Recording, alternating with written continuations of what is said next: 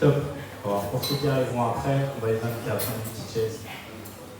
Merci à tous d'être là. Pour les nouveaux, merci d'être là. Globalement, comme je disais tout à l'heure, c'est la première édition du Meetup Digital. On en faisait avant, qu'on avait le spot coworking. Je ne sais pas qui a connu le spot coworking. Pas mal de monde, c'est cool.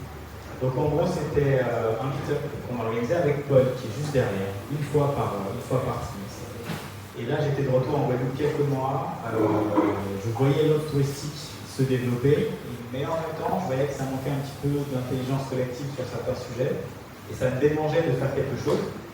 Et puis, j'avais contacté ce monsieur, qui est juste là, en lui disant « C'est cool ce que tu fais en vidéo », il m'a snobé quelques mots. Et un jour, il m'a répondu. Du coup, je lui ai dit, ça serait top qu'on fasse des vidéos ensemble. Et il m'a dit, ok, demain. Ça, je vois qu'il n'a pas d'enfant déjà. Je lui ai dit, ok, je vais gérer avec Cassandre pour les enfants. Donc, il m'a proposé de faire une vidéo le lendemain. Et comme je n'avais pas d'idée de vidéo à la faire sur quoi, je me suis dit, tiens, je vais la faire pour promotionner Digitaland, pour reprendre Digitaland. Et là, ce truc est sorti. On a fait la vidéo en une après-midi. Il y a 3 semaines, c'était pas prévu encore. Et aujourd'hui, vous êtes là, avec plein de péripéties, et ça fait partie de l'histoire, donc ça c'est cool. Et le truc qui est bien, c'est qu'on va en faire un par trimestre. Donc là, on est sur un format meet-up plus petit, sur une après-midi, où vraiment, comme on dit ici, c'est nous-mêmes, on est là, vous rencontrez d'autres personnes, il y a des ateliers, des petites conférences et la mise en réseau. Mais le but, c'est d'en faire un par trimestre, mais d'avoir surtout une conférence en octobre.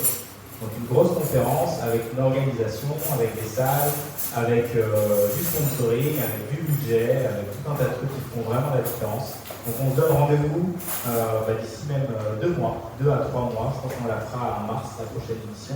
Et il y aura à chaque fois une thématique. Et ça risque de se faire aussi en Martinique, pour ceux qui sont en Martinique. Donc voilà. Pour cette édition, on a vraiment fait un mix de pas mal de choses. Et pour ce panel-là, que vous allez voir juste après une petite présentation très rapide, j'ai voulu parler de la création de contenu, parce que c'est devenu primordial dans la promotion de la destination. Il y a beaucoup de gens qui, au final, ne connaissent pas du tout la Guadeloupe, qui finissent par la connaître par un clic, par une vidéo d'un de ces fous qui est derrière, ou par un TikTok qui a tourné. Et donc, d'une façon ou d'une autre, ces gens qui sont juste là sont des acteurs primordiaux de la promotion de notre destination. Donc, ce qu'on va faire après, c'est qu'on va parler d'eux, on va parler de ce qu'ils font, on va essayer de parler un peu chiffres en termes de vues, qu'est-ce que ça ramène, et pourquoi pas essayer de faire une corrélation avec les gens qui arrivent sur place. Voilà. Avant ça, il y a un petit atelier où je vais vous inviter à vous projeter sur cet écran qui n'existe pas. Les slides étaient très simples dans tous les cas. Mais globalement, c'était une petite presse que j'avais fait à Digitaland au spot il y a 2 ans. Et ce qui est trop marrant, c'est que quand je l'ai réouverte, je me suis rendu compte que c'était totalement d'actualité. Que plus que jamais, après le Covid, les choses allaient encore plus dans ce sens-là. Donc étant donné qu'elle est d'actualité, je vais la recycler. Je vais vous la faire aujourd'hui. Donc elle est simple, c'est les 5 tendances de voyage que vos clients connaissent déjà. Là, l'écran, évidemment, n'existe pas, donc c'est moi. Il y a une première tendance que je pense que vous avez remarqué et qui se voit par les startups qui se lancent, par l'offre qu'il y a sur le territoire, comme ce que tu fais par exemple, c'est que la première destination n'est plus le pays, mais la première destination est l'expérience. La majorité des gens, quand ils voyagent, c'est pas forcément pour venir en Guadeloupe, c'est pas forcément pour aller à Paris, c'est peut-être pour faire le carnaval, et il se fait que c'est en Guadeloupe. C'est peut-être pour aller manger un bookie et après faire une sortie en pleine forêt. Et l'expérience passe avant la destination. Donc pour tout un tas de raisons, à chaque fois qu'on va s'obstiner à promotionner la Guadeloupe pour la Guadeloupe, on est en train de tomber à côté du truc. Et c'est là où ces créateurs de contenu sont hyper créateurs de valeur, parce que pour le coup, c'est des expériences locales qui sont mises en avant. Et ces expériences locales, elles vont taper plus loin que ce qu'un moteur de recherche aurait pu nous permettre de faire. Un moteur de recherche, ça aurait été quoi faire en Guadeloupe, ou je veux aller en Guadeloupe, prendre mon billet d'avion, et au final, vous êtes au même niveau que la majorité des autres destinations. Mais si d'une façon ou d'une autre, par un bon référencement sur des plateformes qui ne sont plus forcément Google, mais comme TikTok ou Instagram, ce genre de choses, quand on tape surf, quand on tape sortie forêt, quand on tape plongée sous-marine, quand on tape carnaval, ou simplement la vidéo faire monter dans les tendances actuelles de la plateforme une des vidéos qui émergent de la Guadeloupe, tu veux que j'aille là? Et bien à ce moment-là, en gros, on va encore plus loin que ce que Google pourrait nous proposer. Parce que pour une certaine génération, ces moteurs de recherche sont des moteurs de référence. Il y a pas mal d'articles que je vous enverrai pour tous les inscrits derrière, qui montrent qu'au final, TikTok, d'une façon ou d'une autre, devient non pas un concurrent d'Instagram, mais un concurrent de Google par rapport à la recherche. Là, c'est en photo. Bon, je m'assois là. Donc, c'est vraiment en train de devenir un nouveau moteur de recherche. Et donc, dans ce cadre-là, le fait qu'on passe par ces plateformes-là et qu'on soit bien référencé en termes de création de contenu, on a accès à une audience qui ne nous aurait pas connue forcément. Donc voilà, première grosse tendance, et j'avais mes slides, donc je suis obligé de me relever de toute façon, c'est que l'expérience est la nouvelle destination. Il y a des plateformes d'ailleurs qui se lancent sur le sujet aujourd'hui. Il y a quelqu'un qui était dans l'événementiel, il y a Esther qui est juste derrière, qui avait parlé aussi de ces événements ce soir. L'événementiel nous permet d'être une nouvelle destination aussi. Certaines personnes ne connaissent pas grand-chose de la Guadeloupe, et d'ailleurs par extension s'en fichent un peu. Et nous on fait pareil. Au final, quand on va peut-être en Dominique, au festival World Cloud Music Festival en Dominique, c'est pas en Dominique qu'on va, c'est au World Cloud Music Festival. Et dans ce cadre-là, l'événementiel, au-delà de l'expérience en elle-même, les organisateurs d'événements sont des vrais promoteurs de la destination. Et c'est des gens aussi à intégrer dans toute la discussion et l'intelligence collective qu'on peut avoir sur ce sujet-là. En termes d'expérience, il y a aussi le sport. On n'en parle pas, on va en parler ce soir avec des champions du monde de windsurf, Tristan André ou Bruno, qui lui va nous parler de la Ligue de voile de Guadeloupe. Le sport fait en sorte qu'on soit une destination expérientielle à mon sens. Quand monsieur qui est juste là, qui n'est pas assis avec eux d'ailleurs, et ce monsieur qui est juste là, Maxime derrière, nous font des plans de dingue en pleine forêt ou avec une chute derrière, je peux vous dire que tous les trailers qui regardent les vidéos derrière, je ne vais pas dire le mot, mais ça se rapproche du porno pour trailer. Les prises de vue sont assez dingues et au final ça se diffuse énormément et on attire via le sport cette cible-là. C'est la même chose pour le windsurf. Au final on n'est pas tant une destination surf, on a pas mal de vent, mais sur le windsurf, donc la planche à voile, le windfoil, vous devez en voir partout aujourd'hui, on devient de plus en plus une destination de référence et le fait qu'on ait des conditions appropriées la majorité de l'année nous ramène un tourisme qui ne sera pas forcément un tourisme de vacances scolaires, qui va être un tourisme plus long, qui va rester 2-3 mois avec le nomadisme, etc., qui va se positionner dans une ville où les touristes ne vont pas d'habitude. Vous avez qu'à checker Port-Louis en ce moment. Port-Louis en ce moment, il y a énormément de gens qui viennent 2-3 mois à Port-Louis, chez l'habitant, dans des bleds paumés, uniquement pour pouvoir se lever, aller surfer et retourner chez eux derrière. Et donc le fait que le sport, la destination Guadeloupe puisse être une destination sportive aussi développée, c'est vraiment un axe sur lequel il faudra appuyer, pour lequel, encore une fois, il faut en tape de. Deuxième grosse tendance, c'est que les voyageurs, les nouveaux voyageurs, choisissent d'abord une tribu avant une destination. Ils vont d'abord chercher des gens comme eux. Et c'est la capacité de trouver des gens comme eux dans cette destination qui fait qu'ils vont choisir la destination. On va prendre le côté un peu hippie. Qui connaît le Costa Rica? Une personne. Qui a déjà été au Costa Rica? Très peu de personnes. Okay. Bon, c'est la même chose qu'en Guadeloupe, avec plus d'animaux. C'est tous les jours un nouveau Pokémon. C'est extraordinaire. Il y a des animaux partout. Mais pour le coup, c'est aussi une destination de bien-être hyper développée. Il y a beaucoup de centres, il y a beaucoup de personnes qui vont proposer des expériences ou des activités locales, il y a beaucoup d'écologues. Et d'une façon ou d'une autre, ça permet d'avoir une masse décisive de personnes dans le même état d'esprit sur place pour avoir un appel d'air continuel d'autres personnes. Et le fait qu'il y ait ces gens-là qui restent sur place et où on a un équilibre parfait entre voyageurs de transit et locaux qui sont dans cet état d'esprit et en même temps offrent en termes de structure, qui sont les logements, l'offre de nourriture, l'offre événementielle, ce genre de choses, ça permet d'avoir un équilibre et continuellement, pareil, on a un appel d'air qui sort des périodes de vacances scolaires. Nous, on a des gens qui vont venir sur des périodes de 3, 4, 5 mois, venir sur place pour faire une formation yoga, pour pouvoir vivre la destination d'une façon ou d'une autre. Et sur nos territoires, ça peut totalement se faire autour du dancehall, du carnaval, de la soca, des musiques caribéennes, du développement local avec tout ce qui est savoir authentique et local. On peut se développer sur ces créneaux-là aussi. Alors il y a des plateformes comme ça qui nous permettent d'aller, là il y a des gens comme vous. Troisième grosse tendance, c'est que les agences de voyage sont plus que jamais sexy. Voilà, il y a eu une période où on a capté qu'on pouvait nous-mêmes prendre nos billets d'avion en ligne. Il y a une période où on a capté qu'on pouvait nous-mêmes booker notre Airbnb. Mais aujourd'hui, on le fait tellement régulièrement, sur des périodes peut-être plus courtes, avec des budgets qui ne sont pas forcément élevés, qu'à un moment donné, quand on veut faire les choses bien, on est prêt à payer une agence, ou on est prêt à payer un concierge sur place, pour avoir une expérience authentique qui sera optimale. Et alors qu'il y a eu une période où c'était vraiment snobé, aujourd'hui, les agences ou les conciergeries qui font le taf de la bonne façon, qui le font bien, qui sont visibles, qui ont le côté digital qui est développé, ils ont tout à gagner sur ce créneau-là. Et on va en parler tout à l'heure dans la partie haut de gamme et luxe. Certaines conciergeries aujourd'hui sont bookées toute l'année. Il y en a une que j'ai essayé d'avoir sur place, elle ne pouvait même pas venir parce qu'elle est trop occupée. Évidemment, la période, c'est la période la plus basse en ce moment, mais d'après la discussion que j'ai eue avec cette personne, ça s'est lissé. Et elle a assez de clientèle pour pouvoir en vivre dignement toute l'année. Donc voilà, les agences, les conciergeries, c'est plus jamais le retour. Et la cinquième tendance, c'est assez contre-intuitif, et ça revient un peu à ce que tu nous as dit sur le projet que tu as pour les indépendants qui doivent avoir une réponse client même quand ils sont en activité. Donc tu fais ta sortie palette, tu ne peux pas répondre au client, donc peut-être que ça rate un client, alors qu'au final, si quelqu'un avait pris le relais pour toi, ça aurait été bien. Ça peut être fait par de l'humain, je suis un projet sur ça, mais ça peut être fait aussi par des robots.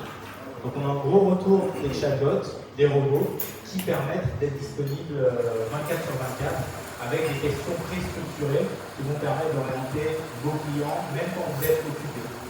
Et là, on est sur un mix hybride entre robots, qui va dire voilà, hello, on va dire Peter, c'est le nom du chat, j'arrive en Guadeloupe de telle date à telle date, encore plus avec l'IA aujourd'hui, est-ce que tu peux le faire en programme?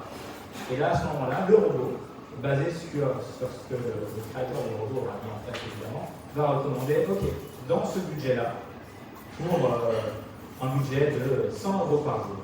Toi qui aimes le surf et qui aimes en même temps les restaurants authentiques, je te propose lundi aller à Port-Louis parce que les conditions sont comme ça. De finir au resto ce jour-là dans cette ville-là. Mardi d'aller au carnaval parce que dans ta ville il y aura déjà quelque chose.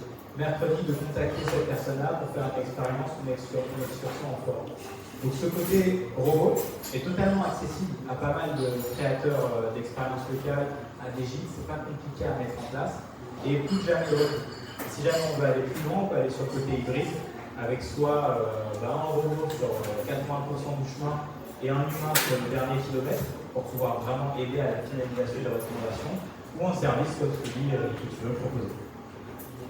Donc voilà, c'est très simple, 5 petites tendances qui sont de retour plus que jamais. Et là, je vais vous demander d'applaudir parce qu'il n'y a plus personne au resto pour accueillir nos créateurs de contenu et parler de la destination et du contenu suprême. Merci.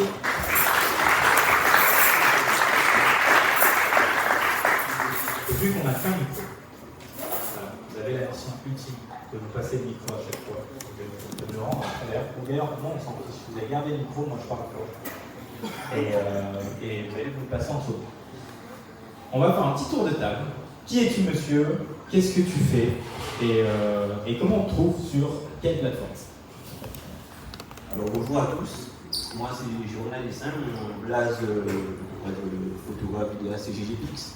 Je fais essentiellement de la photo, de la vidéo et plus précisément les 2 dernières années je me suis orienté vers tout ce qui est sous-marin, vers tout ce qui est vidéo, photos sous-marines.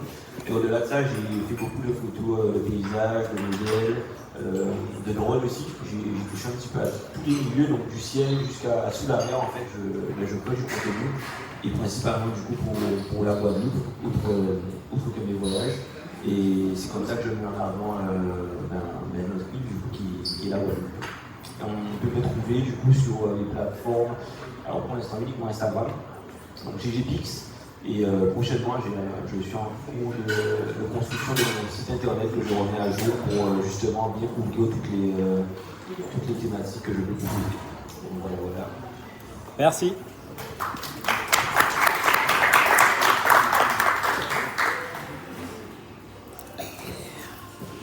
Bonjour, déjà GG est très fort, faut le savoir. Moi, je m'appelle Maxime Gauthier. En premier lieu, j'ai commencé la mise en valeur de la Guadeloupe il y a à peu près 4 ans en arrière à travers Instagram, plus sur l'aspect nature, donc on va dire des randonnées. Au départ, je faisais un peu comme tout le monde, j'allais sur les sites touristiques, puis j'ai commencé à pousser un peu plus loin. J'ai fait la rencontre d'Olmar qui est assis là-bas. On a commencé à se balader de plus en plus et surtout de plus en plus loin, à prendre de plus en plus de risques quand on s'est rendu compte à quel point la Guadeloupe pouvait être une vraie pépite naturelle et facilement rivaliser avec beaucoup de destinations à travers le monde qui à cette période-là justement sur Instagram. Je me souviens, Bali à ce moment-là vraiment avait un gros pic sur les réseaux sociaux. Il y a beaucoup d'endroits qui sont magnifiques dans le monde, mais on a toujours tendance à vouloir voyager en prenant l'avion, en allant loin de chez nous, etc.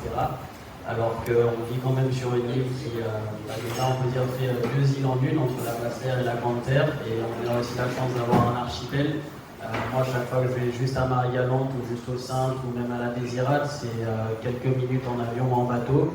Et j'ai le sentiment de voyager, d'être très loin de chez moi, alors que ça fait partie de chez nous et que c'est vraiment la porte à côté. Les réseaux sociaux permettent vraiment de mettre en avant nos îles et d'avoir une grande portée. C'est un peu sous cet aspect-là que j'ai voulu faire les choses depuis 4 ans, tout en gardant des valeurs, on va dire, de protection de la nature, parce que les réseaux sociaux, certes, ouvrent la porte à beaucoup de gens, même à tout le monde, si on a une certaine portée. Et malheureusement, quand on ouvre la porte à tout le monde, il y a des bons et des moins bons dans le lot. Et l'aspect que j'ai cherché en premier lieu, c'est à mettre en valeur, donner envie aux gens d'aller découvrir par eux-mêmes, mais si possible d'avoir ces valeurs de protection de la nature. J'ai travaillé avec Jérôme pour avoir du contenu plus qualitatif et on a vraiment réussi à faire des images assez extraordinaires, assez inédites de notre île.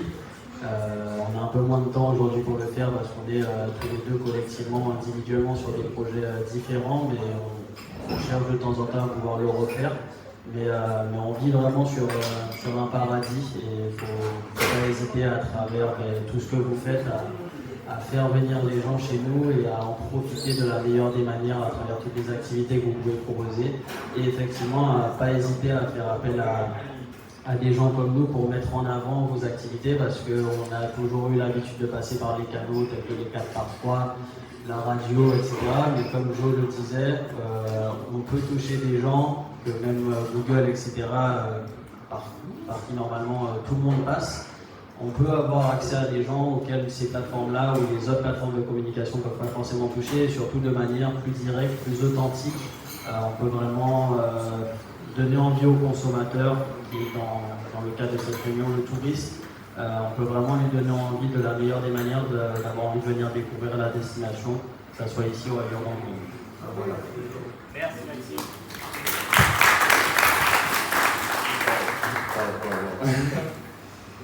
Il a tout dit. Je me présente, je m'appelle Gauthier, Vernet, Gauthier vidéo sur Instagram. Je suis vidéaste et créateur de contenu pour les entreprises. Aussi, je fais mon propre contenu perso pour, on va dire, mettre en avant les entreprises locales et aussi mettre en avant les paysages de la Guadeloupe. Que ce soit en vidéo de drone, vidéo faite à la caméra. Je kiffe partager cette magnifique île. Ça fait 2 ans que je suis ici. Et je suis vraiment arrivé par hasard. Je vous raconte vite fait brièvement. Mes parents sont venus en vacances il y a 2 ans en Guadeloupe et ils m'ont dit t'es pas capable de venir dans une semaine fêter Noël avec nous. Je dis ok, j'arrive. Donc j'ai pris mon billet et le premier jour où je suis arrivé en Guadeloupe, j'ai pris tout mon matos vidéo, tout ça. Et je suis vraiment tombé amoureux sur les paysages, les personnes. C'était vraiment un pur moment de bonheur. Et après, à force de faire du contenu, de partager toute ma semaine de vacances en Guadeloupe, là, ça m'a fait revenir ici parce que, ok, on aime bien ton contenu. Est-ce que tu peux mettre en avant telle personne, telle personne? Et donc, ça m'a fait revenir ici pour travailler et m'installer. Maintenant, ça fait 2 ans que je suis ici. Et voilà, retrouver sur les réseaux, c'est gauthier.vbo sur Instagram et TikTok. Et YouTube aussi, si vous voulez voir aussi des contenus beaucoup plus travaillés. Voilà. Alors c'est assez dingue parce que tu étais d'abord touriste et après voilà, c'est ça. Le fait que le touriste a ramené des business. Et résident.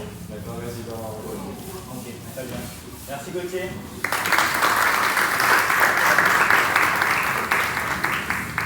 Bonsoir à tous, donc moi c'est Orlaine, je suis créatrice de contenu sur Instagram avec Célian. Vous pouvez nous retrouver sur la page Instagram Orlaine et Célian. Donc en fait on est passionnés tous les deux de voyage, mais aussi de notre culture guadeloupéenne et ultramarine. Donc en fait on essaye de mettre en avant sur les réseaux sociaux la culture de la Guadeloupe, des Outre-mer et partager nos aventures lors de nos voyages et nous vivre sur les différentes îles. Je laisse continuer. Nous, on a commencé en fait tout simplement à prendre des photos sur Instagram et après le confinement, en voyant en fait tout le contenu qui était mis en avant par rapport à Bali, notamment sur des blogs, sur YouTube, on s'est dit non, mais en fait il faut qu'on fasse la même chose en Guadeloupe. Donc on a commencé à faire des vidéos juste après le confinement. On est allé en Basse-Terre, en Grande-Terre, à la Désirade, à Marie-Galante et au centre. Et c'est vraiment comme ça que ça a commencé. De fil en aiguille, on a continué en fait à faire des vidéos parce qu'on a remarqué que les personnes aimaient ça. On a pu contacter différents acteurs touristiques pour avoir des partenariats avec eux. On a vu que ça fonctionnait bien, que les gens aimaient. Souvent, on reçoit des messages de touristes qui viennent en Guadeloupe et qui nous demandent oui, qu'est-ce que je peux faire pendant le carnaval par exemple. Toutes les semaines, on a des messages de touristes. Et je pense que c'est vraiment un aspect qu'on va mettre en avant, la création de contenu avec les créateurs de contenu.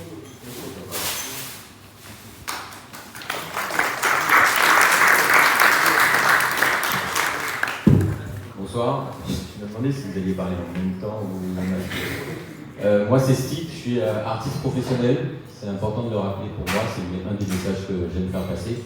Ouais, je commence tout de suite, tu vois, c'est la mienne. Je suis street artiste, graffeur, body painter, double champion de France, street champion du monde de body painting. J'ai fait dans une quinzaine de pays. Je pense que je suis le plus vieux ici et je pense que je suis là pour contraster tout le monde parce que je suis l'exemple à ne pas suivre. Je suis vraiment pas très bon en termes de contenu.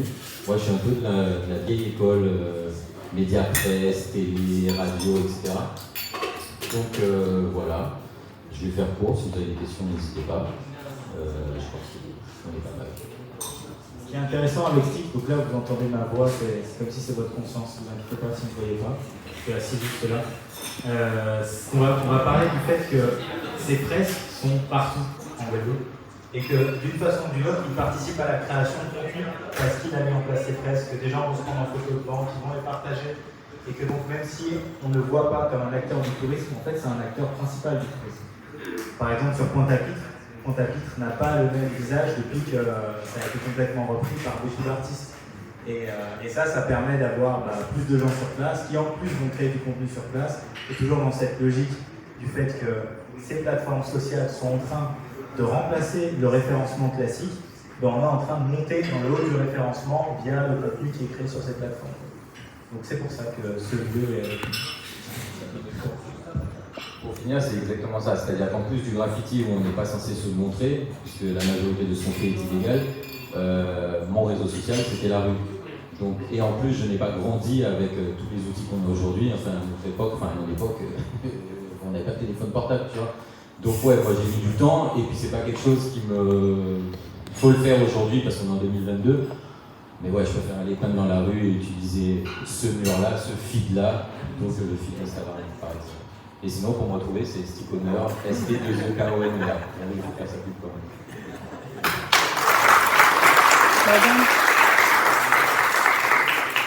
Salut à tous, moi c'est Shorty, je suis cofondateur d'une agence de communication qui s'appelle l'Agence 88 et d'un média qui s'appelle l'Oxymore, qui est dédié aux cultures dites urbaines caribéennes. Donc en fait on réalise des interviews, des formats musicaux et d'autres formats autour de la culture. Moi j'ai aucune connaissance particulière au niveau touristique, mais voilà, Jordan m'a invité, donc s'il y a des questions, je peux participer sans problème. Et là, je vous disais que ça va être contre-intuitif aujourd'hui. Pourquoi monsieur est là? Parce qu'il a une grande culture musicale et audiovisuelle antillaise. Et pour le coup, toujours pareil, on ne s'en rend pas compte, mais des clips sont tournés sur place, de la musique est enregistrée sur place, et ça participe au rayonnement de la destination. Donc ce panel est sur la création de contenu. Et ce qu'on va demander à Shorty tout à l'heure, c'est quelques références de clips internationaux, ou d'artistes locaux ou internationaux, qui ont vraiment fait le tour, qui ont tourné avec de super images sur place, qui vont atteindre des stats qui vont rendre jaloux des personnes qui auraient peut-être payé pour avoir les mêmes stats avec une vidéo qui promotionne la destination. Donc voilà pourquoi ce monsieur-là. On l'applaudit s'il vous plaît. Et on enchaîne avec le monsieur juste là.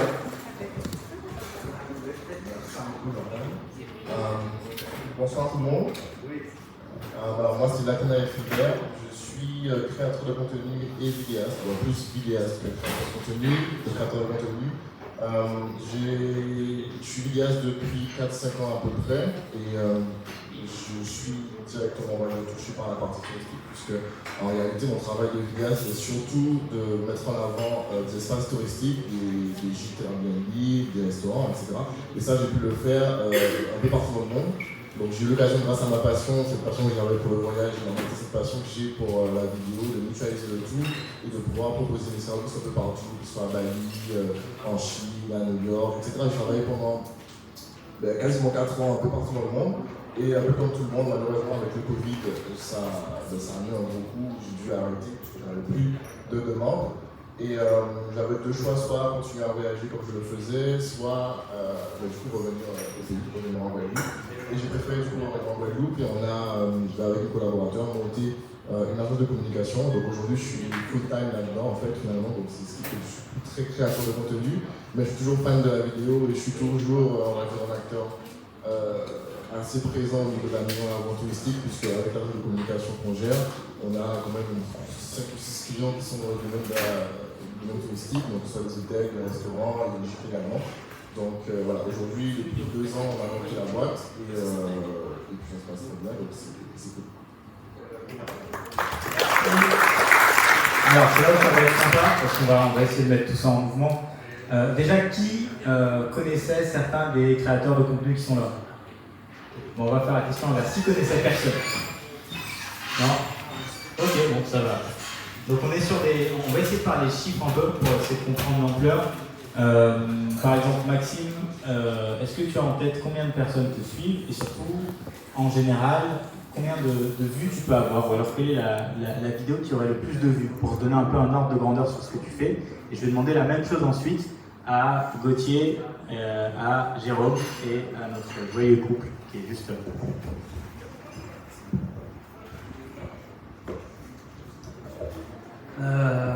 Alors aujourd'hui, c'est à peu près 35 000 personnes qui me suivent. En premier lieu, il faut savoir que dans l'idée, il ne faut pas se prendre la tête avec les chiffres, avec les réseaux sociaux, parce qu'il y a une chose qui est un peu la clé de notre productivité et de est-ce que notre contenu va plutôt bien marcher ou pas, sur lequel on n'a pas du tout la main, qui est l'algorithme. Ça veut dire qu'un jour, on peut avoir un très gros compte et avoir des stats qui sont complètement tout en bas, et à l'inverse avoir un petit compte et avoir des très bonnes statistiques.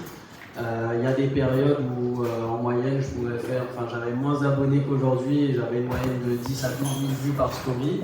Et ensuite il y a eu des périodes où pour des choses que j'ai dites ou faites sur les réseaux sociaux, j'ai un peu été mis dans l'ombre. Donc après il faut travailler, essayer d'un peu mieux parler, d'un peu mieux se présenter pour pouvoir remonter un peu la pente, être apprécié par l'algorithme. Donc ça varie beaucoup, mais je dirais qu'en moyenne, sur des réels, ça va faire en moyenne 20-30 000 vues, sur des stories en moyenne 5-6 000 vues, mais ça dépend vraiment de la manière de laquelle on va apporter notre contenu. Est-ce que la communauté qui nous suit déjà nous suit vraiment avec authenticité? Est-ce que c'est une communauté qui s'est construite au fil du temps, comme c'est le cas pour moi, ou est-ce que c'est une communauté qui est arrivée soudainement sur notre compte grâce à un buzz, une vidéo que l'algorithme a fait exploser, et d'un coup on prend une masse d'abonnés, mais ces gens-là oublient un peu qu'ils sont abonnés à nous, ils ne voient plus forcément notre contenu. Donc on peut avoir des comptes avec des très gros chiffres mais qui n'ont pas beaucoup de valeur commerciale pour le domaine dans lequel on va œuvrer. Et comme on peut avoir des plus petits comptes qui vont avoir beaucoup d'impact, je prends l'exemple d'Eric Konokora, Quand on était venu dormir chez toi avec Laurie, j'avais moins d'abonnés qu'aujourd'hui. J'ai pas les chiffres exacts, mais jusqu'à aujourd'hui, Eric me remercie énormément de l'impact qu'on a pu avoir sur son entreprise. Et apparemment, ça continue encore et encore, alors que j'ai posté des choses chez lui à peine une ou deux fois. Gégé aussi avait fait de super photos chez lui. On a vraiment un œil autre part que sur les réseaux sociaux, on ne va pas forcément trouver. Et ce qui est aussi sympa en termes de communication, c'est que sur les réseaux, sur les autres plateformes de communication, sur les autres canaux de communication, on va vraiment toucher absolument tout le monde. Alors que, par exemple, avec les réseaux sociaux, ce qui est bien, c'est que c'est une plateforme de communication sur laquelle vous pouvez avoir plein de niches différentes. Et donc, par exemple, si vous voulez mettre en avant les fonds marins, vous pouvez faire appel à Jérôme. Si vous voulez mettre en avant la culture, les règles de la restauration, vous pouvez faire appel à Orlan Esselian. Si vous voulez mettre en avant la nature, vous pouvez faire appel à moi. Si vous voulez faire des vidéos promotionnelles, vous avez Gauthier, vous avez Nathanaël. Sur une seule plateforme de communication, vous allez vraiment pouvoir toucher plein de cibles différentes en passant par plusieurs personnes, alors que vous allez mettre la même communication au même endroit. Et ça, c'est un aspect, je pense, qu'on retrouve nulle part ailleurs. En plus, c'est organique, c'est authentique. Jérôme, toi, est-ce que tu peux parler un peu des chiffres, nous rêver sur certains chiffres, avant que Gauthier casse le game derrière et Nathanaël aussi. À mon niveau, moi, le rêve au niveau des chiffres, c'est compliqué parce que je ne suis pas du tout, on va dire, figé en fait sur les chiffres. C'est-à-dire que le contenu, moi, je vais le dire principalement parce que j'en suis content. Je vais le partager, mais je ne vais pas avoir d'attente spécifique. C'est vrai qu'il y a beaucoup de différences entre les périodes, entre le contenu qu'on va présenter, comme il a dit, comment on va amener cette publication, cette vidéo, cette photo. Mais au final, c'est pour ça que je dis, moi, de mon côté, je ne vais pas faire évoluer les chiffres parce que je n'y apprends pas trop l'importance. La photo, si je me souviens bien, qui pour moi avait le plus marché, c'est que j'ai fait un modèle de bouteille, c'était sous l'eau. Et je pense que cette photo avait marché parce que c'est quelque chose qui est très inédit, pas seulement en Guadeloupe, mais à l'international du coup. J'ai vu après que l'idée avait déjà été faite à quelques endroits, mais c'est la photo qui a vraiment le plus fonctionné parce que je pense que moins les gens voient quelque chose, plus ils vont le partager, plus ils vont vouloir le mettre en avant et du coup, plus les chiffres vont être. Ils vont péter, on va dire, parce qu'au-delà de l'algorithme. Il y a des jeunes aujourd'hui qui même s'ils ne sont pas forcément, on va dire, comment expliquer ça, c'est-à-dire que si quelqu'un fait quelque chose, mais la façon dont il l'amène, il peut mettre beaucoup d'humour dedans. Ça peut être la même chose dans l'institutionnel, dans la comédie ou dans l'action, on va dire, mais la façon qui va être portée, qui va permettre au contenu d'être propulsé, c'est vraiment dans l'action, je m'en mêle un peu parce que je dis, mais c'est voilà, la manière d'apporter le message va beaucoup jouer en fait sur l'impact que la publication a. Donc voilà, moi j'avais beaucoup de photos auparavant, maintenant c'est plus vidéo que les réseaux ils mettent en avant. J'essaie quand même de m'adapter, de faire quelques vidéos. C'est vrai qu'il y a une période où elle fonctionnait très très bien. Avec ma compagne, on a commencé à faire quelques réels, on va dire, de nouveaux genres qui fonctionnaient très très bien. On va dire qu'aujourd'hui, si on fait la même chose, ça ne va pas aussi bien marcher, même si les images peuvent être belles ou même si elles peuvent être très inédites, ça va quand même moins marcher quand même.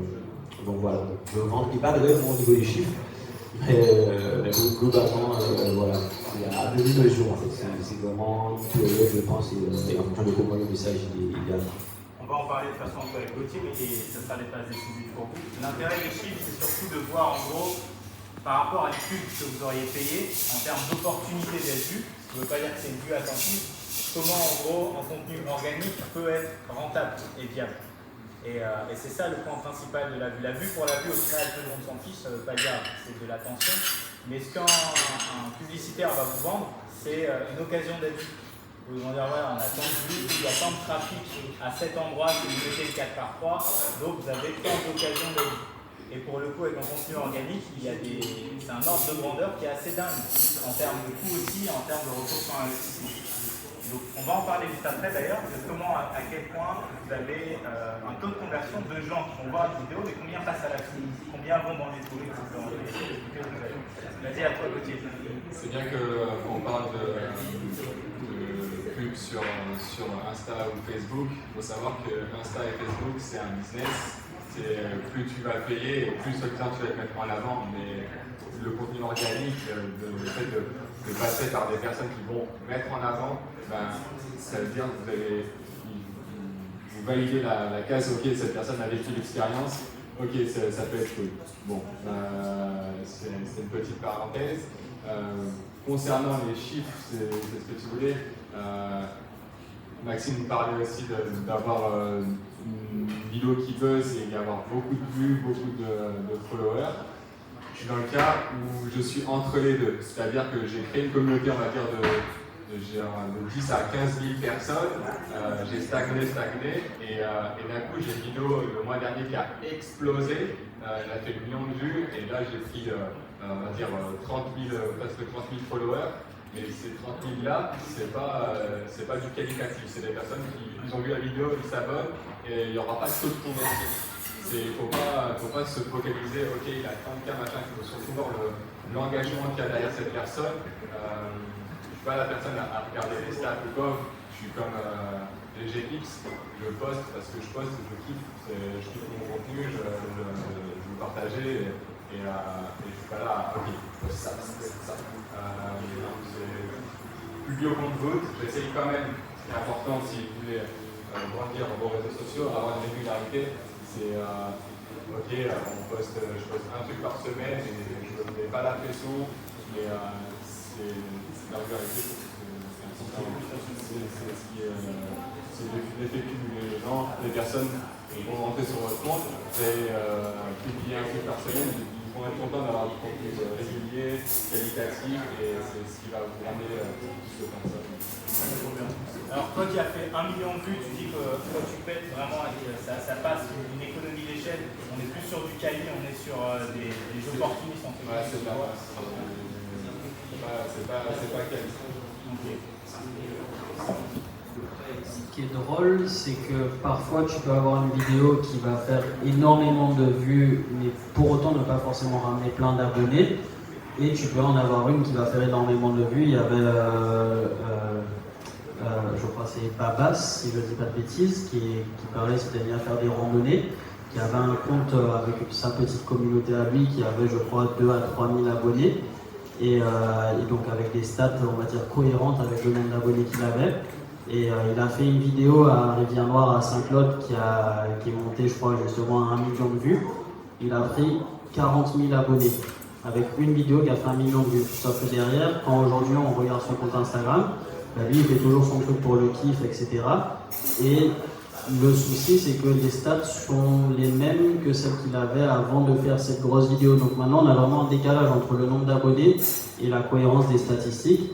Et on peut vraiment avoir des vidéos. Moi, récemment, j'en ai fait une qui n'est pas forcément sur ma thématique globale. C'était plus une vidéo voilà, sur compagnie de la problématique de l'eau en Guadeloupe. Ça a fait presque 900 000 vues, mais ça ne m'a pas rapporté 40 000 abonnés.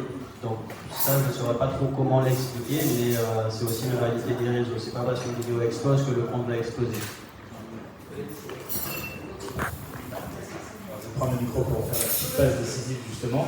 Bon, ce qu'on comprend après ce que vous dites, c'est que c'est la régularité qui paye et que autant que nous-mêmes, parfois on est sur le téléphone en train de zapper, c'est pas parce qu'on a vu quelque chose et qu'on a fait en sorte qu'il y ait plus de vues qu'on va forcément aller sur le profil, qu'on va développer une relation avec la personne. Donc le but, c'est vraiment de développer une relation. Vous postez énormément et en plus vous êtes en rapport avec des lieux physiques. Est-ce que vous pouvez nous parler un petit peu de la communauté? Est-ce que c'est des gens qui vont physiquement vers les endroits que vous avez visités, que vous avez documentés, ou vous avez plus des binge watchers comme on dit, donc des gens qui regardent et qui zappent un peu sur Instagram? Je dirais que c'est entre deux. En fait, il y a beaucoup de personnes qui regardent au final notre contenu lorsqu'on partage des choses à faire, par exemple en Guadeloupe, qui sont juste sur leur canapé et ça leur fait voyager en fait depuis leur canapé. Il y en a d'autres qui prennent en note en fait ce qu'on a pu faire et ensuite ils vont aller l'essayer s'ils ont le temps par exemple, s'ils ont les moyens. Et voilà. Donc ils n'hésiteront pas après avoir vu notre vidéo à aller sur le lieu. Après, on n'a pas de chiffre exact en fait clé pour savoir combien exactement de personnes après une vidéo qui a pu buzzer sont allées dans l'activité, mais on trouve que souvent, lorsqu'on rencontre des gens, ils nous disent oui, j'ai détesté ça parce que j'ai vu cette vidéo de vous, et ça arrive très souvent. Donc, voilà. Oui, d'ailleurs, c'est arrivé aujourd'hui même lors de notre rencontre ici. On a quelqu'un qui nous a dit que une vidéo qu'on a faite à Marie-Galante, on a fait la charrette à deux. Là, il a fait la même chose quand parce qu'il a vu ça sur notre vidéo. Et du coup, on a beaucoup de retours de personnes qui nous disent qu'ils ont fait des activités qui sont beaucoup moins proposées. On a aussi, on va voir les prestataires d'activités, hôteliers, etc., qui nous disent ah oui, on a des gens qui sont venus, ils nous ont mis grâce à vous, enfin voilà. Et donc en termes de chiffres, on a 40 000 abonnés à peu près sur Instagram. Mais du coup, c'est pas 48 personnes qui venaient nous parler pour nous dire qu'ils ont fait des activités, etc. Et avoir 40 000 abonnés sur Instagram, ça ne veut pas dire faire 40 000 vues en story, 40 000 vues un des posts vidéo ou photos. Par exemple, en story, c'est beaucoup moins. Mais en revanche, en post, ça peut approcher les millions de vues, par exemple. Voilà. Pour rajouter quelque chose, du coup, par rapport à ce que Maxime disait, nous, nos stories, elles sont très variables. Des fois, on aura 7000 vues en story, d'autres jours, on aura 1000, voire encore moins. Donc voilà. Et sur nos posts, ces temps-ci, notre compte a clairement explosé. Donc on verra par rapport à ce que Maxime dit, est-ce qu'on arrivera à convertir des gens. Nos deux dernières vidéos ont fait 900 000, 800 000 vues. C'était un peu connu, donc c'était très partagé. Donc voilà, mais souvent en fait par le passé on arrivait à atteindre des chiffres comme 100 000 vues parce que sur chacune des vidéos qu'on sortait en fait chaque semaine, donc on a pu vraiment augmenter très rapidement, mais on essaye d'être régulier, c'est très compliqué mais bon, voilà. C'est vraiment le nerf de la guerre de toute façon d'être régulier pour alimenter l'algo. Ce qu'on va faire, c'est qu'on va passer le micro à Nathanaël, et après on va demander 2-3 questions à ces deux messieurs. Nathanaël, toi, les gens te payent pour que tu fasses des vidéos pour leur propre compte. Est-ce que tu vois une grosse différence entre les vidéos que toi tu fais, qui sont assez dingues, qui provoquent pas mal de vues, et une vidéo que tu peux faire pour un client, même si elle est quali, est-ce que ça lui rapporte quand même une visibilité, est-ce que ça lui rapporte un retour sur investissement en termes d'image? C'est une très question en fait. Aujourd'hui, comment on est que nous, on est dans le domaine vraiment très commercial, notre réflexion elle est vraiment plus orientée sur chaque partie de la vidéo qui va permettre de convertir par rapport au domaine d'activité du client. Et donc, on ne sera pas nécessairement dans le wow, toujours, parce que le wow, c'est ce qui fait qu'on fait beaucoup de vues, etc. Mais beaucoup de clients ne cherchent pas forcément à avoir beaucoup de vues, ils veulent beaucoup plus de conversion. Donc, notre travail, ce ne sera pas d'apporter beaucoup de vues aux clients, mais de faire en sorte que si toi, il a une boutique, par exemple, et qu'on est censé mettre en avant des vêtements de sa boutique, qu'on puisse suffisamment le faire de façon qualitative, mais en même temps que ça puisse convertir pour que le nombre de vues puisse être proportionnel plus ou moins à sa conversion de vente. Donc, partant du principe qu'il a peut-être 100 vues, que dans les 100 vues, qu'on puisse minimum le garantir par rapport à notre stratégie et par rapport à la sponsorisation et tous les éléments qu'on mettra en place, qu'il puisse avoir au moins une dizaine de ventes, donc au moins 10% sur son retour d'investissement. Donc notre réflexion elle est vraiment axée sur la conversion et beaucoup moins sur, j'ai envie de dire, le buzz que ça pourrait lui créer. Ouais, du coup, la recette pour quelqu'un qui aurait quelque chose de sympa à proposer, un écologe, une activité touristique, c'est une bonne captation vidéo et après sponsoriser aussi au final. Parce que sponsoriser avec une mauvaise captation vidéo, ça sert à rien. C'est ça. En réalité, aujourd'hui, l'algorithme d'Instagram est tellement bridé, et je pense qu'ils sont tous conscients de cela. Si on n'est pas super régulier et super constant sur le fait de poster régulièrement sur Instagram, on a très peu de chance en fait, de percer. Ce qui fonctionne aujourd'hui, et c'est pour ça qu'Instagram fonctionne, c'est le fait d'utiliser la sponsorisation, donc clairement payer Instagram pour mettre en avant nos visuels. Et beaucoup de personnes le font. Là où c'est intéressant, c'est de proposer un visuel qui soit qualitatif, et un visuel qui va directement à l'essentiel en moins de 15-20 secondes. Donc, idéalement en vidéo, parce que c'est ce qui fonctionne le plus.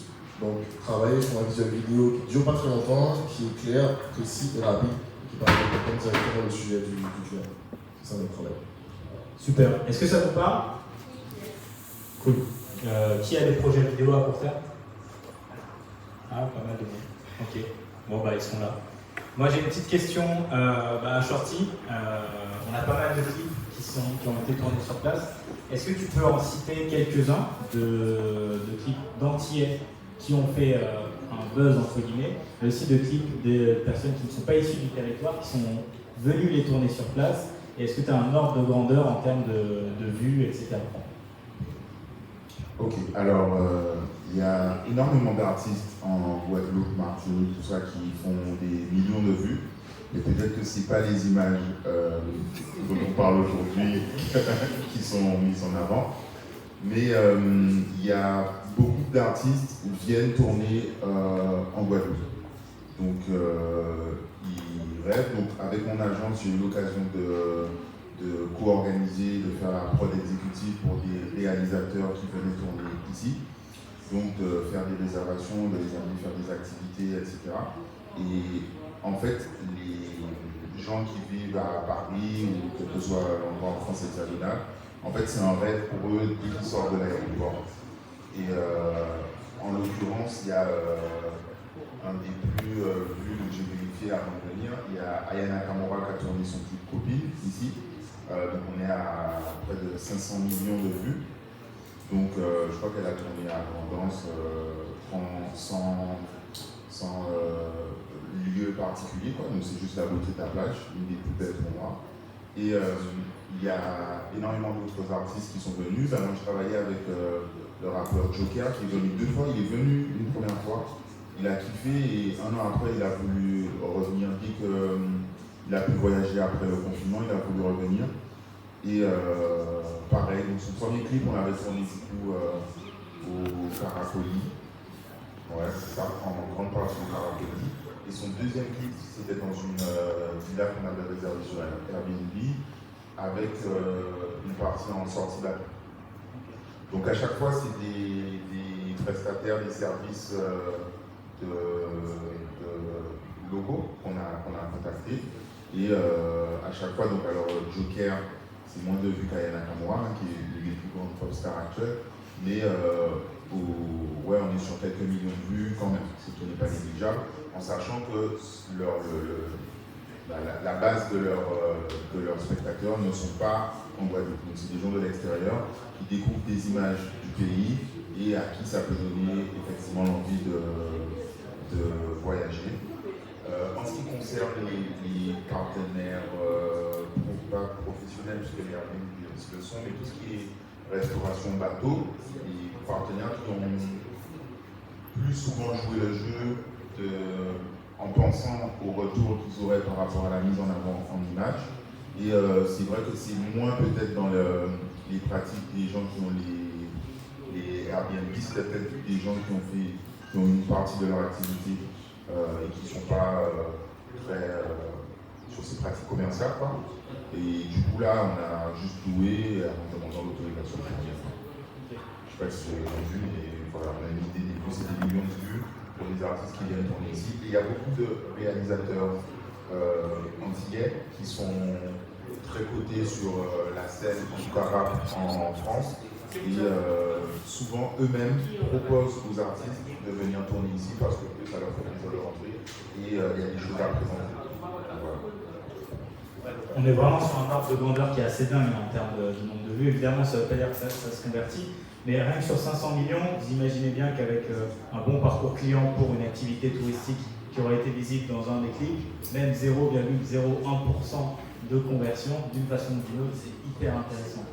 Donc si tu ne fais pas le dernier kilomètre, ça ne sert à rien. S'il n'y a pas d'appel à l'action, s'il n'y a pas un parcours client qui est prévu pour que ça marche derrière, bah, c'est de la fiction au final. Tu es dans un clip et tu parais dans de la fiction. Mais si c'est bien travaillé, que la page sociale est bien travaillée sur les réseaux et que le parcours client est travaillé de A à Z, bah, c'est une conversion qui est assez facile, quoi. C'est un très bon retour sur investissement. On va retourner à Stick avant de clôturer. Ton feed, c'est la rue, comme tu l'as dit. Au final, tu as alimenté le feed virtuel parce que beaucoup de gens vont se prendre en photo devant ce que tu fais. Est-ce que tu as pu checker sur les réseaux si les différentes zones que tu faisais étaient visibles, si les gens te taguaient, s'ils mettaient un hashtag particulier et si tu avais des touristes parmi ces gens-là? Alors déjà, c'est cool d'avoir entendu tous les discours là, parce que moi, mon Insta, c'est vraiment l'incompréhension totale. Donc c'est cool de me rendre compte que ça peut être 1000 comme 100 000, ça fait du bien. Ensuite, oui, alors les gens On a encore beaucoup de travail à faire au niveau de l'éducation artistique et culturelle en Guadeloupe. D'ailleurs, ça ne se fait pas institutionnellement, c'est les gens ici présents qui le font.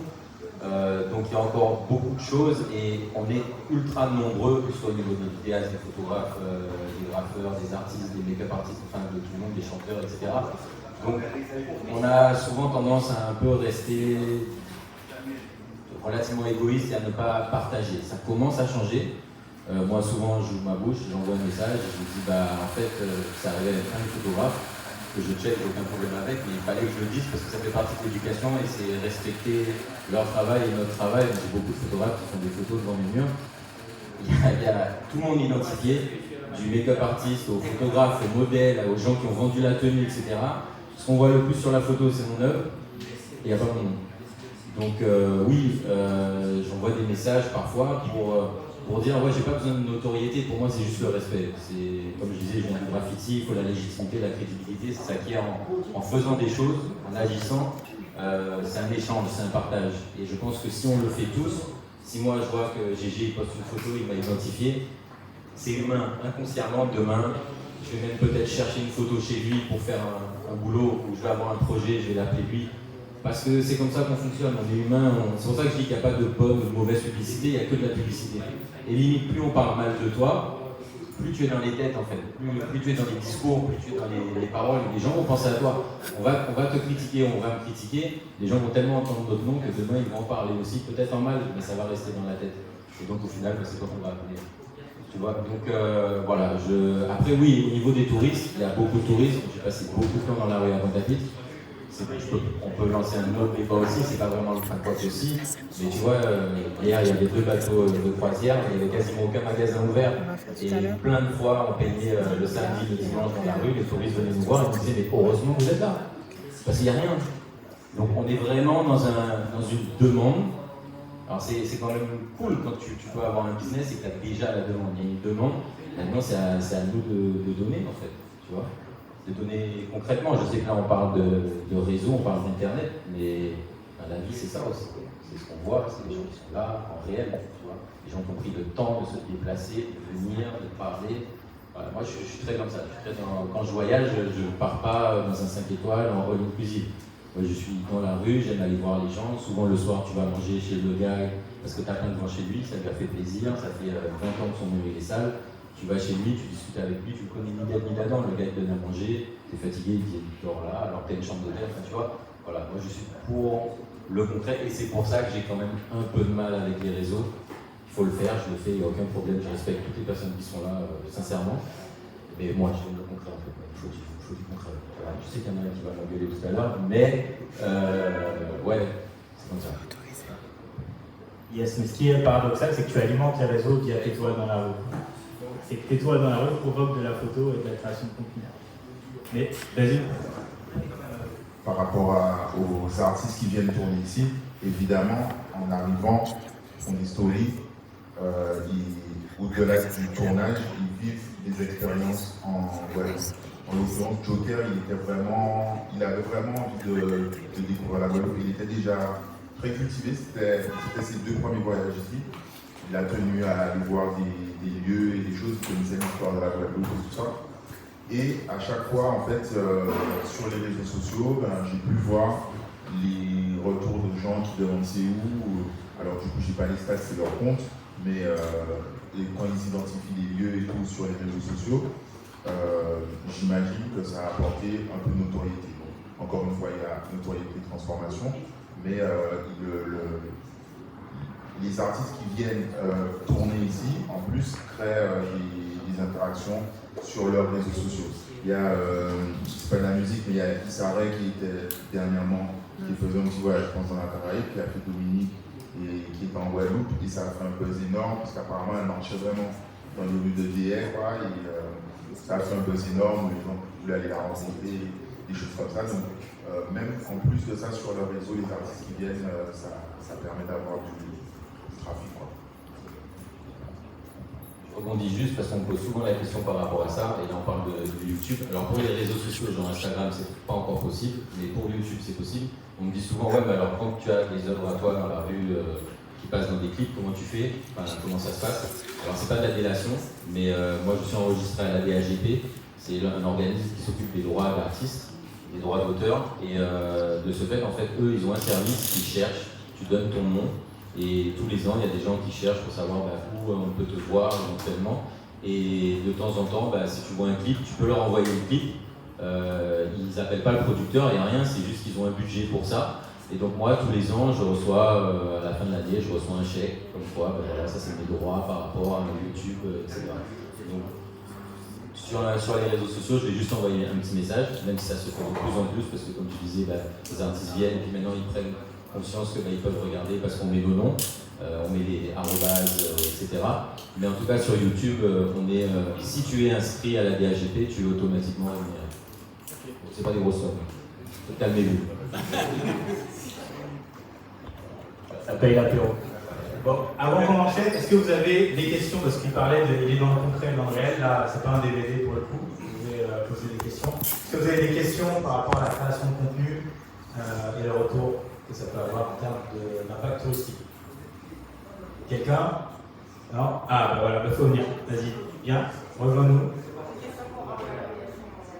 Ouais, vas-y. Ouais, les questions, venez, comme ça on vous entend au micro et on va prendre 3 questions maximum et après on enchaîne. On fait une petite pause et on enchaîne. Vas-y.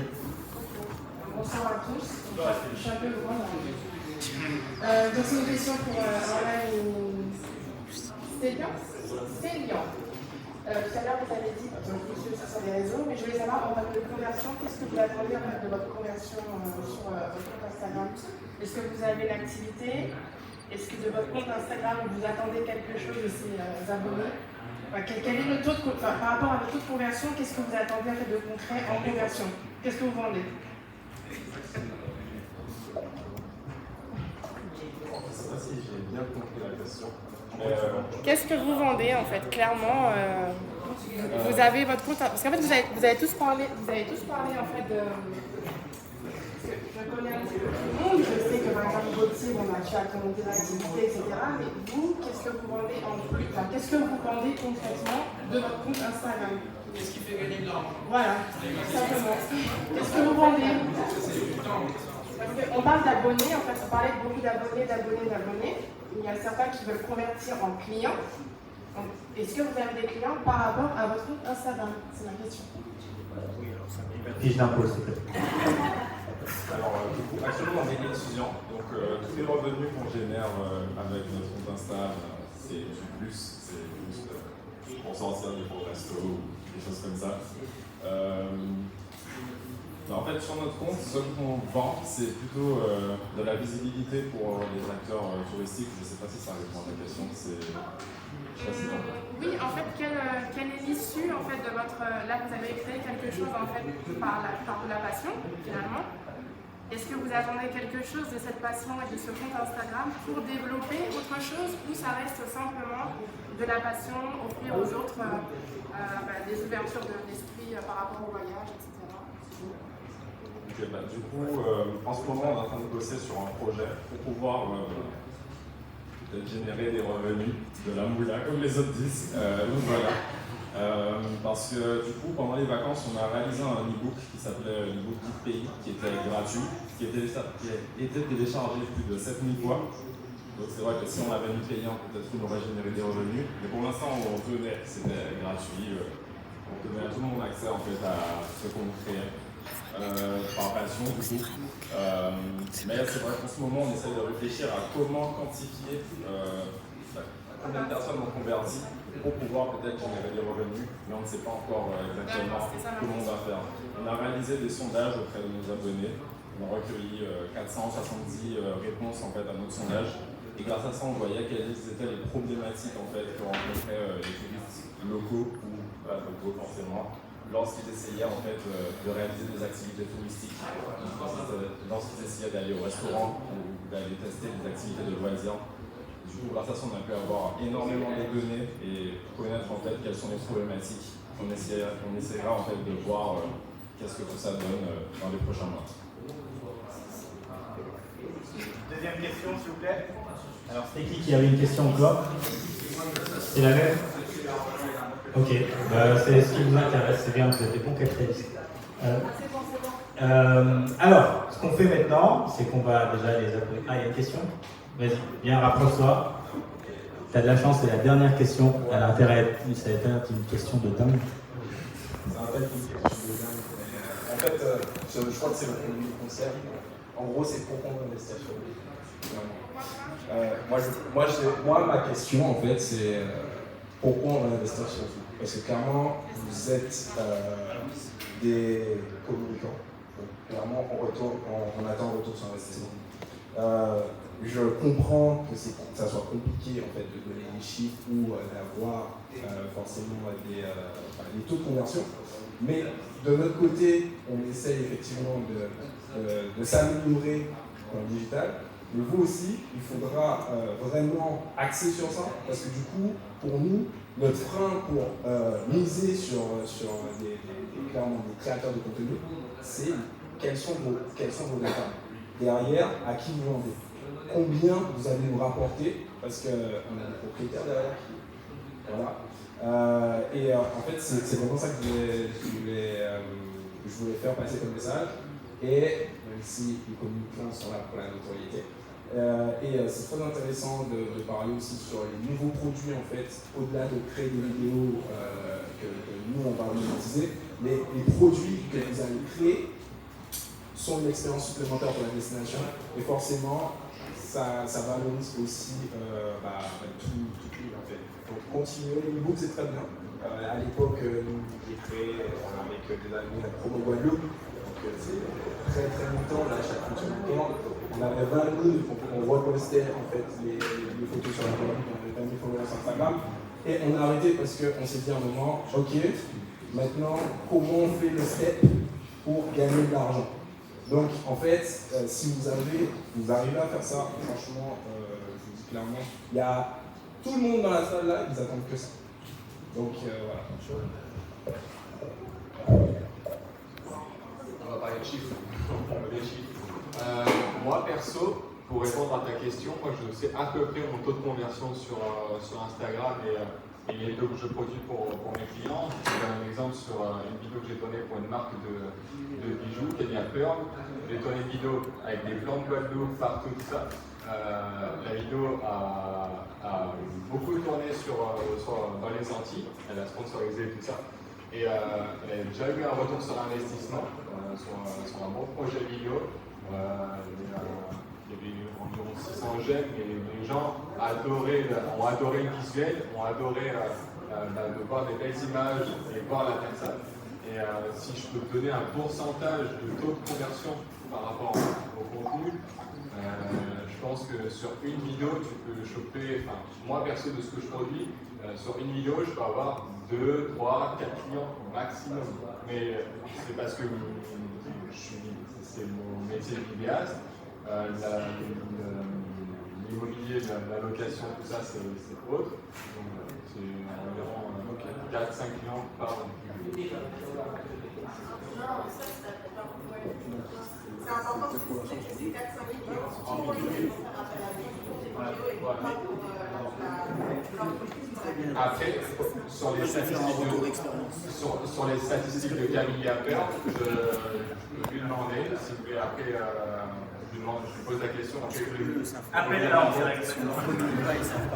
Et après, je lui ai demandé son taux de conversion, mais elle m'a dit que ça n'avait pas fonctionné, qu'elle avait beaucoup de commandes, que ça soit dans les Antilles, que ce soit en métropole. Parce qu'elle vend ses bijoux en one-on-one et aussi via Internet. Et aussi, si je peux parler d'une différence peut-être entre ton contenu et le nôtre, c'est que toi, c'est plutôt je vais faire la promo pour les perles, et voilà, et on ne te voit pas. Donc on voit juste que la vidéo est super qualitative, top, et j'ai envie d'acheter la perle. Et ce que par exemple, c'est bien, nous on va faire, c'est qu'on essaie de produire des vidéos quand même qualitatives, qui sont bien montées, bien filmées. Mais comme notre communauté est assez attachée à nous, entre guillemets, donc en plus de voir de belles images, notre image aussi est mise en jeu. d'autres vont se dire ah ouais, c'est bien, en année c'est bien, on parle de ça, ça a l'air intéressant, donc je vais peut-être acheter. Il y a un facteur en plus de la confiance qui est engagée, etc. En plus de juste mettre une vidéo pour montrer les perles. Et là, ce sera on montrera les perles, et en plus on va montrer notre visage. Donc ça va peut-être plus engagé que cette vidéo. Alors les gars, il y a beaucoup de temps, donc monsieur voulait vraiment donner un retour d'expérience, et après en 15 secondes, si tu veux, je voulais juste préciser, on en a déjà parlé, je trouve que les professionnels sont beaucoup plus exigeants avec les créateurs de contenu, et en fait pendant des années jusqu'à aujourd'hui, j'ai jamais entendu des clients en tant qu'agence de communication demander aussi précisément les retours sur les campagnes RCI ou autres, où en fait on a des chiffres médiamétriques. Mais en fait, par exemple, ma mamie, non mais peut-être toi parce que tu es plus jeune, mais il faut encore il y a beaucoup de clients qui demandent. Et en fait, il y a des radios qui tournent, mais personne n'écoute, ou des choses comme ça, où on sait éventuellement combien de personnes étaient sur la station, mais pas combien ont transformé, ou les 4x3, etc. Alors que les créateurs de contenu, il y a des données assez précises, je ne sais pas pourquoi vous ne précisez pas, mais vous savez combien de gens ont cliqué sur le lien du professionnel. Après, si ça ne transforme pas, ce n'est pas forcément le problème du créateur de contenu, puisque eux ont fait leurs centaines de milliers de vues, et peut-être que le réseau, la cible, le réseau du professionnel n'est pas optimisé pour la transformation. Donc il y a du travail à faire à ce niveau-là aussi, avec des agences, etc. Donc voilà, eux, ils vous disent, il y a 100 000 personnes qui vont voir votre contenu avec une belle vidéo. Et voilà quoi. Après, c'est pas. Comme ça, on a accès à la pourcentage. On a très peu de temps, les amis. Donc, là, monsieur voulait juste dire un peu, je crois que tu vas pas être. Tu as exactement 1 minute. Donne-nous ton retour, parce qu'après, il y a les autres qui vont enchaîner. Tu peux te mettre de côté. Non, je vais rester déjà. On a eu la chance d'avoir Maxime, on a eu GG chez nous. Le retour sur investissement, on n'avait pas fait spécialement d'investissement là-dessus. C'est juste top. La seule chose, c'est vraiment bien choisir vos influenceurs ou vos créateurs de contenu. C'est important parce que si vous ne choisissez pas les bons, vous allez avoir 0 retour. Par contre, si vous choisissez les bons, vous avez encore un an après, vous avez encore de bons retours. Il ne faut pas avoir peur de les appeler, de communiquer avec eux. Le retour sur investissement, il est vraiment plus important qu'une pub papier, par exemple. On a fait, nous, au départ, on a fait un démarrage avec une pub papier. C'est la pub qui nous a coûté le plus cher. On a eu 0 retour. Et les influenceurs nous ont coûté vraiment pas grand-chose. Et un retour sur investissement, c'est juste génial. Donc, il faut y aller. Yes, et du coup, pour revenir sur la partie digitale, et à moins que tu aies un truc à dire, ok, c'est, au final, ça revient au tunnel de conversion, c'est-à-dire qu'eux, ils font leur taf, ils vous amènent jusqu'à une page, et si votre site n'est pas optimisé, ça ne sert à rien, s'il n'y a pas d'appel à l'action sur votre site, ça ne sert à rien, s'il n'y a pas de moyen de paiement sur votre site, ça ne sert à rien, si le moyen de paiement ne fonctionne pas, ça ne sert à rien, si votre pricing, le prix n'est pas le bon, ça ne sert à rien. Donc c'est un tunnel de conversion, c'est un parcours client, et le but derrière, le jeu, c'est d'identifier à quel moment ça casse, quoi. Ça peut passer du début avec la vidéo, mais si vous contactez monsieur et vous faites une vidéo avec son agence, la vidéo elle est top, mais derrière le pricing n'est pas bon, c'est pas de sa faute.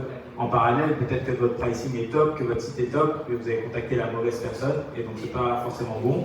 C'est pour ça que c'est une science, c'est pour ça que ça peut se travailler, et qu'il n'y a pas de magie au final derrière. On peut avoir de la magie sur un coup, mais pour avoir de la régularité et avoir un revenu prévisible, il faut que l'ensemble du cycle de vie soit... du parcours client soit prévu. Maxime, vas-y, c'est la dernière intervention avant qu'on passe au début. Pour répondre à ta question, effectivement, déjà comme Jordi l'a dit en premier lieu, je pense que sur les 4x3, etc., même si on va vous dire voilà, il y a tant de passages ici et là par jour, est-ce qu'on va vraiment pouvoir vous dire combien de personnes ont vraiment pris le temps de regarder, d'analyser, de retenir le 4x3? Faut prendre en compte, comme tu l'as dit, sur les réseaux sociaux, on peut apporter effectivement certaines statistiques que vous aurez sûrement nulle part ailleurs, comme le nombre de personnes qui regardent, mais aussi la répartition des sexes, est-ce que c'est plus des hommes ou des femmes, la tranche d'âge, est-ce qu'on a plus du 25-34 ans, du 40-50 ans, ou est-ce que c'est que des adolescents? Et là, effectivement, c'est absolument pas intéressant pour vous parce qu'ils ne pourront rien payer. Maintenant, ce qu'il faut prendre en compte, c'est que quand vous travaillez avec des influenceurs, comme on l'a dit au départ, il y a des niches, et c'est surtout vous travaillez avec des humains, pas avec des affiches qui ont des histoires, qui ont des personnalités, qui ont une communauté qui leur correspond.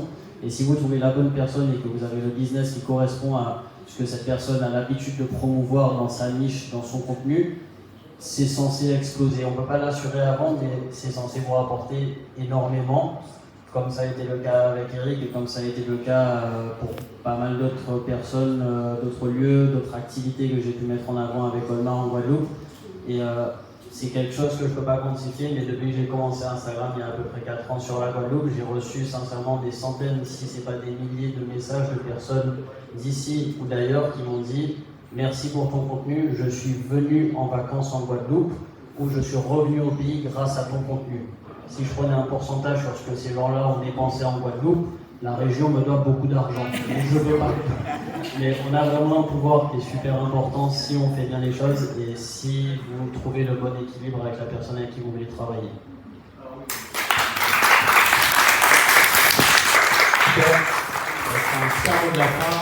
Globalement, vous l'avez capté, ça part avant tout de personnes qui ont un contenu authentique, un travail authentique.